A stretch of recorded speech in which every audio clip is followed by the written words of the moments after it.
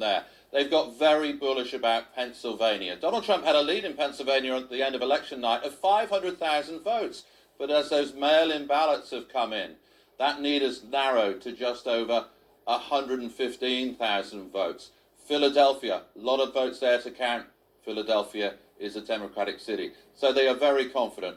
On the subject of these lawsuits, they're saying they're frivolous, they're political theatre, they're part of a misinformation campaign to try and cast doubt on the vote.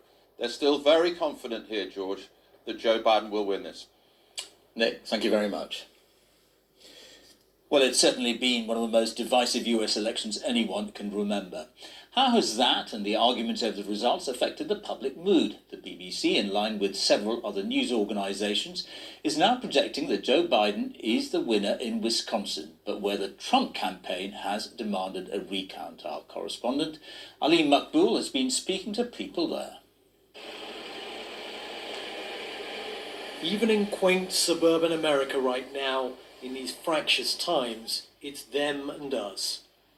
But there are those trying to come together. When Tim had his Biden sign stolen, his Trump-supporting neighbor Josh surprised him with a replacement. I know Josh is a member of the Republican Party, and so, for him to come and do something like that was pretty outstanding.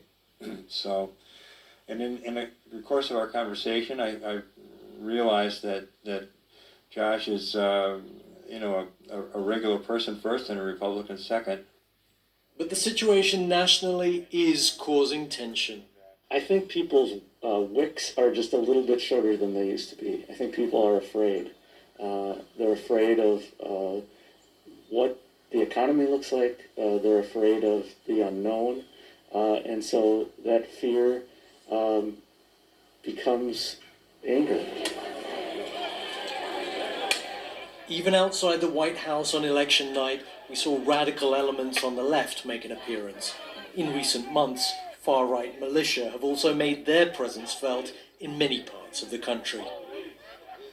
Anti-fascist activist Vaughn Mays has been arrested several times for alleged violence, but now predicts trouble from the other side. I live in a state where we saw armed protesters, Trump supporters, storm the Capitol because they did not want to follow mask mandates and they did not want their businesses shut down. They wanted to be able to get, in their words, haircuts.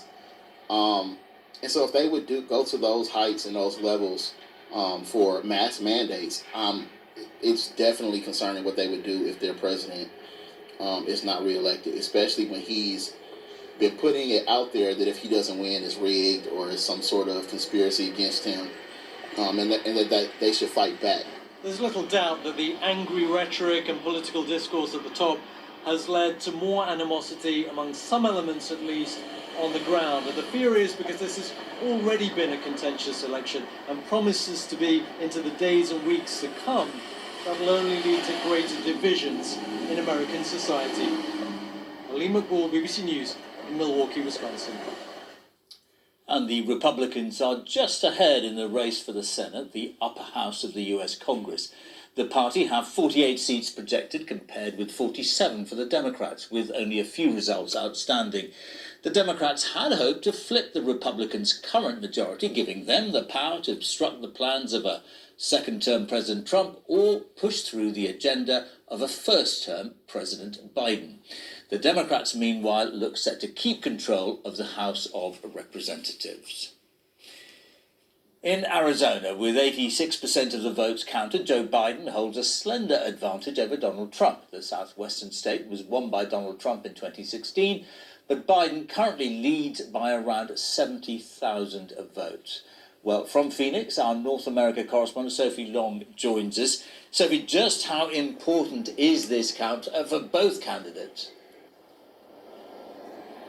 Well, it's pretty important, George, and it's pretty tight. As the race stands at the moment in terms of numbers, there remain 450,000 votes uncounted. Of those, about 300,000 here in Maricopa County. That's where Phoenix is, the major population centre of Arizona, a little bit more liberal-leaning perhaps than other parts of the state. Now, there have been protests by Trump supporters at various locations around Maricopa County. So far, those protests have been noisy, but also non-violent. We were at one a little earlier when a group of about 200 Trump supporters dropped to their knees and prayed together, asking God to watch over their ballots. When they got up, they chanted, "Count the vote." Well, there are frequent reassurances here that that is exactly what is happening. It may take time, but the Secretary of State of Arizona also pointing out that there are live webcams so people can watch the counting process take place. Now, in terms of significance, the fact that this race is so tight is remarkable in itself. This used to be reliable Republican territory. If Joe Biden takes Arizona, as some news networks are already projecting he will, it'll be the first time in nearly 7 decades that Arizona has voted for a Democratic presidential candidate and sends 2 Democratic senators to the Senate as well. Now, Republican voters still not conceding defeat. We could get some kind of final result at some point tomorrow. All right, Sophie, thank you very much.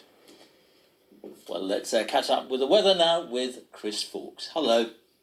Hi George, thanks a lot. Well, we had some big temperature contrasts across the UK. In the south of England, temperatures got to about 10 or 11 degrees in the sunshine, but it was much warmer than that further north. Durham, 18 degrees, and quite widely across northern Scotland, about 15 to 16. And the reason we had those kind of temperature contrasts comes about from where the air actually came from at the start of the month. And this cooler air across southern England actually started off around about Canada at the start of the month. The air further north, a much warmer origin coming from around about the Bahamas. So that was partly the reason why we had those high temperatures across northern areas. The Föhn effect also helping boost the temperatures a little bit as well. Overnight tonight, some mist and fog patches again are likely to form, particularly across England and Wales. So for some it will turn murky, and again in the countryside there'll be some frost patches. Further north for Scotland and for Northern Ireland it stays quite cloudy, so it never gets that cold for most areas. About 8 degrees in Belfast and for Glasgow as well. Tomorrow, well, any mist and fog to start the day across England and Wales will tend to lift into low cloud as the breeze picks up. That could hang around for a little while before dispersing with some sunshine then breaking out. And probably the best of the sun should be around as we head into the afternoon. Scotland looks pretty cloudy and a cooler kind of day for Aberdeen. It was 16 here during the afternoon, but just 12 tomorrow afternoon. So certainly a fresher feel to the weather across these eastern areas of Scotland. This weekend, well, it is going to turn quite cloudy. Low pressure's in charge, that cloud bringing rain at times, and ultimately we'll see the weather turning milder through the weekend. That milder air reaching across England and Wales quite quickly on Saturday, but as it turns milder, it will also turn cloudier, the cloud thick enough for a little bit of rain at times across western areas. Further north, cold start with some frost, and those temperatures never really recover in Glasgow. Highs only around 7 degrees Celsius. However, for the second half of the weekend, we'll see that milder air pushing northwards. It's going to be quite cloudy. Those temperatures about 11 degrees in the central belt, but still around 16 in the south. But it's going to be cloudy on Sunday with rain at times. So milder weather is on the way through this weekend, George. Many thanks, Chris. So let's go back to the race to become the next president of the United States.